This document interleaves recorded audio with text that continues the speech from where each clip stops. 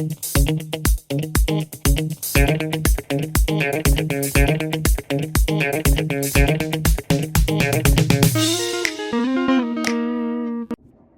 there, it's me again. So you all probably recognize the plant that's behind me, right? So the question today is, what will happen if I touch it?